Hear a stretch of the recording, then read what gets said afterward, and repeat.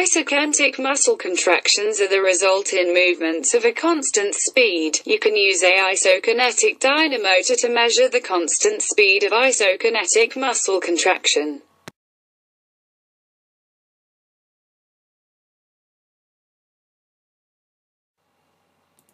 Isometric muscle contraction occurs when the muscle attempts to move a load that is greater than the force.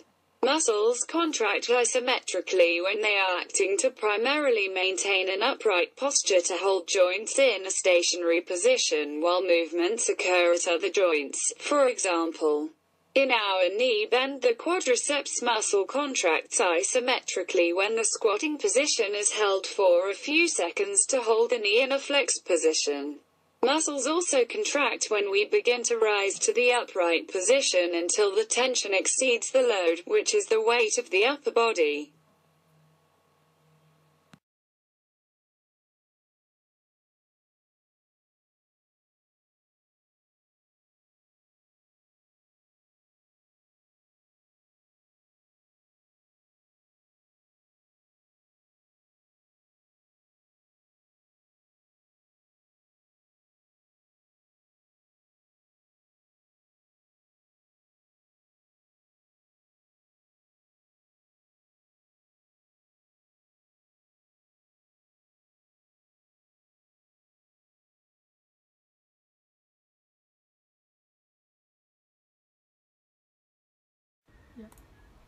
Concentric contraction is when the muscle shortens and begins to work, for example picking up a book off a table, to kicking a football off the ground.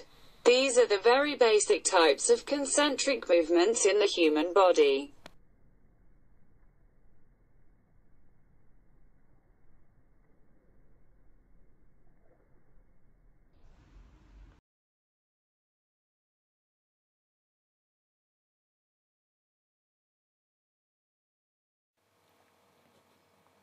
Eccentric muscle contraction generates force as it lengthens. Eccentric muscle contractions are important for coordination and purposeful movements.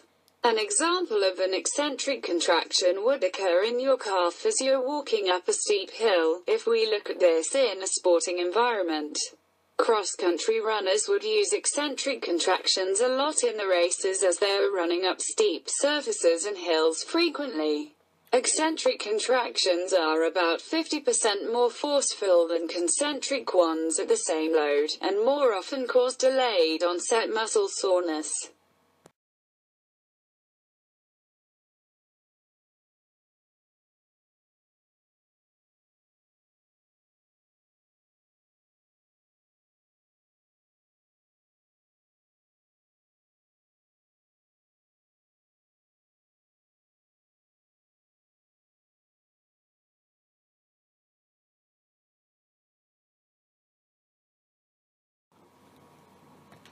Extension is the reverse of flexion and occurs along the same joints. It increases the angle between the articulating bones, such as straightening a flexed neck.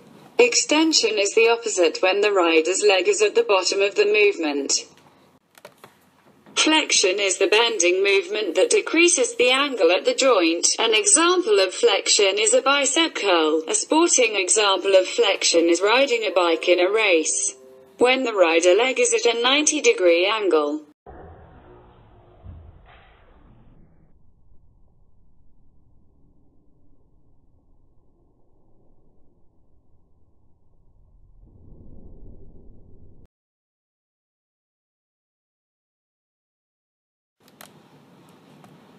Hyperextension, otherwise known as a back extension that works mainly the lower back. It can be performed on a Roman chair, where the athlete's back overextends away from the rest of the body. A sporting example of this is a deadlift from neutral to a standing position.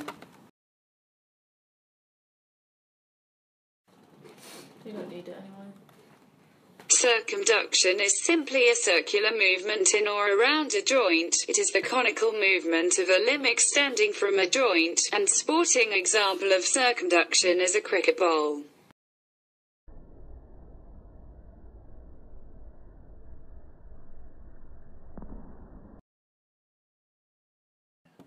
Dorsiflexion is the flexing and bending in the foot or hand. This can be describing as bending in the direction of the dorsum. Dorsum equals upper surface equals superior surface. An example of dorsiflexion would be standing on your toes. A sporting example of dorsiflexion is kicking a football.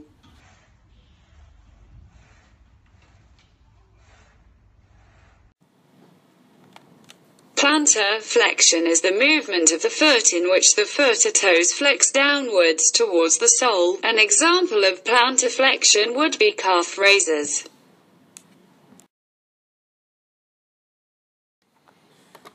Abduction is the movement of a limb away from the midline of the body. It is the opposite of adduction. A sporting example of abduction is lateral raises. Adduction is the movement of a body part towards the midline of the body. The example of adduction is the opposite movement to the lateral abduction.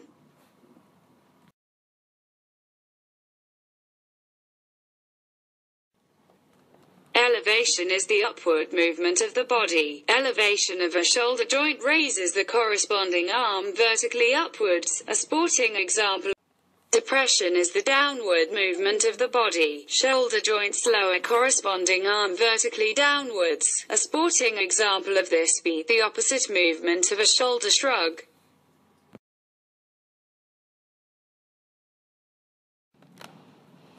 Supination is the rotation of the forearm and hand so that the palm faces forwards. Pronation is the rotation of the forearm and hand so that the palm faces backwards or downwards.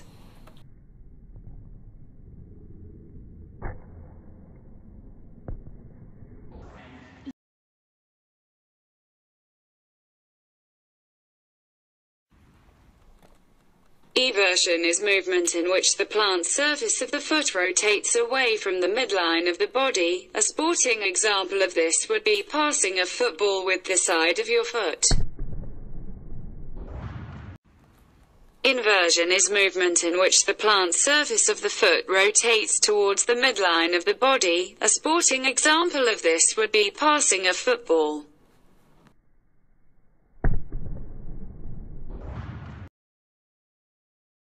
Protraction is the movement of a body part in the anterior direction, for example being drawn forward or upwards. A sporting example of this would be seated rower rowing.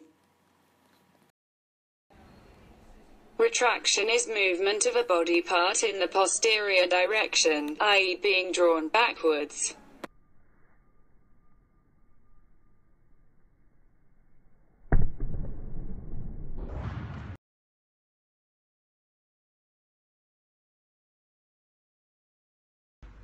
Ready?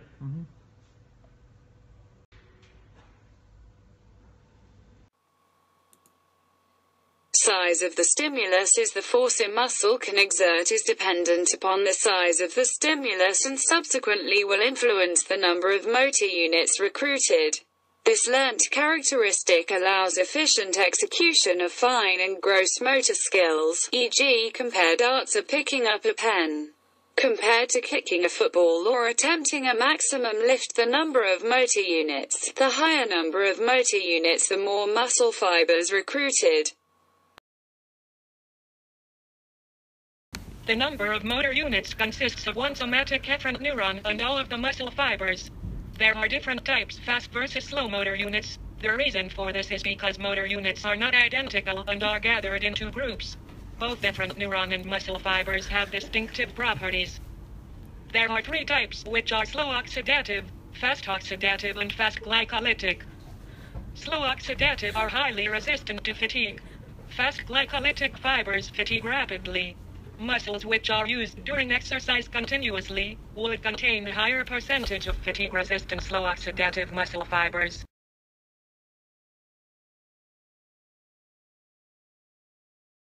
Tissue made up of two types of cells, neurons and neuroglia. Neurons, also known as nerve cells, communicate within the body by transmitting electrochemical signals. The cell body is the roughly round part of a neuron that contains the nucleus, mitochondria, and most of the cellular organelles. There are three basic classes of neurons: afferent neurons, and interneurons. Afferent neurons, also known as sensory neurons. Afferent neurons transmit sensory signals to the central nervous system from receptors in the body. Efferent neurons, also known as motor neurons. Efferent neurons transmit signals from the central nervous system to effectors in the body such as muscles and glands. Interneurons. Interneurons form complex networks within the central nervous system to integrate the information received from afferent neurons and to direct the function of the body through efferent neurons. Neuroglia, also known as glial cells, which act as the helper cells of the nervous system. Each neuron in the body is surrounded by anywhere from 6 to 60 neuroglia that protect, feed, and the force-velocity relationship is the observation that muscle force and contraction velocity are inversely related in shortening, concentric muscle actions, where contraction velocity is high. Muscle force must be low. Where muscle force is high, contraction velocity must be low. In lengthening, eccentric muscle actions, the force-velocity relationship is the other way around. Where contraction velocity is high, muscle force can be high. Where muscle force is low, contraction velocity must be low.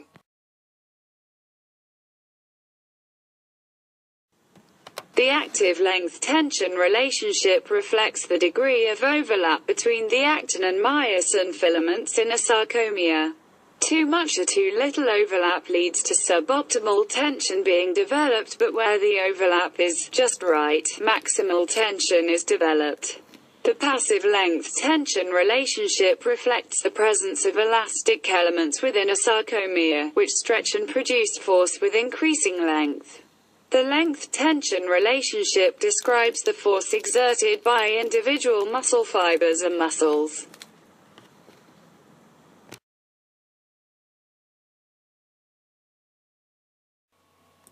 Any type of activity that places unaccustomed loads on muscle may lead to delayed onset muscle soreness, DOMS. This type of soreness is different from acute soreness, which is pain that develops during the actual activity. Delayed soreness typically begins to develop 12 to 24 hours after the exercise has been performed and may produce the greatest pain between 24 to 72 hours after the exercise has been performed. Most believe soreness develops as a result of microscopic damage to muscle fibers involved in the exercise.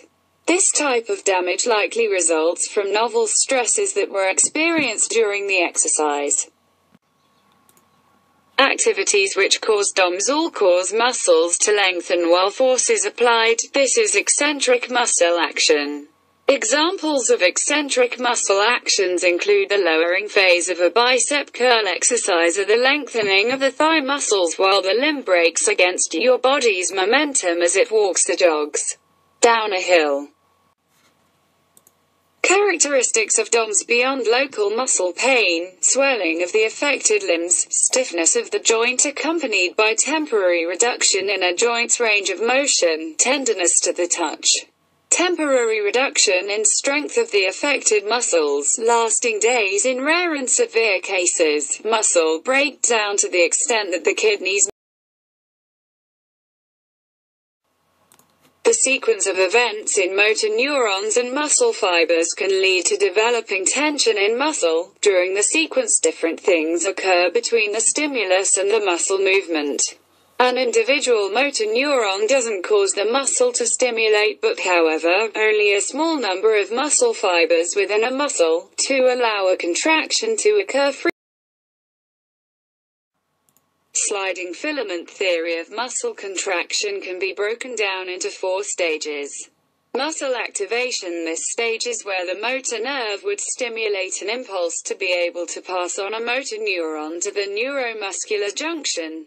Muscle contraction. This is where the actin and myosin bind and contract using ATP as energy. This type of energy is where all cells use to fuel their activity, recharging. This is where actin and myosin help maintain their strong binding state, relaxation. This occurs when the stimulation of the nerve stops, after the muscle has contracted. The actin and myosin help the muscle to relax by returning to their unbound state, also no ATP, so therefore the muscle will start to relax because it can't get no energy from the cells.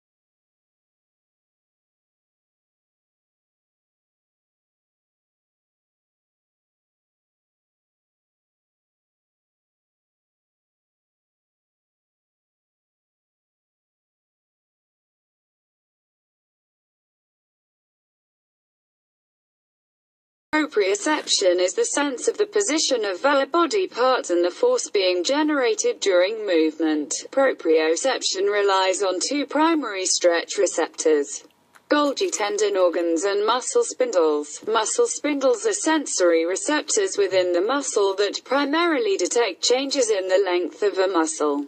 They convey information to the central nervous system via the sensory neurons. This information will then be determine the position of the body part.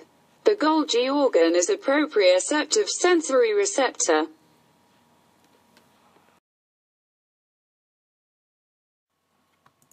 Different types of muscle contractions. Fully contracted muscle. A fully contracted muscle shows lots of layers of both actin and myosin. Due to this, it causes less potential for cross bridges to form again, so therefore this means due to this, it also affects the force production from that specific muscle, partially contracted muscle. This is opposite to the fully contracted muscle. It provided better potential for cross bridges to form. This is because there the actin and myosin are able to overlap more. Stretched muscle. A stretched muscle is where the I bands and H bands are elongated. The reason for this is because of less overlapping of the myosin and actin filaments. This would cause the muscle strength to decrease. Stretch shortening cycle. This cycle employs the energy storage capabilities of the elastic components. Also stimulation of the stretch reflex to a maximal increase in muscle recruitment. Phase 1. The first phase is eccentric phase, which includes the preloading stage. This is where the muscles prepare ready for the contraction. The sex stores elastic energy in this stage whilst the muscle spindles are stimulated.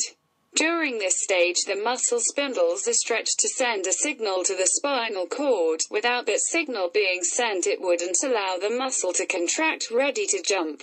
The eccentric movement is shown from the time the individual touches the floor with their foot to the bottom of the movement is the eccentric phase. Phase 2.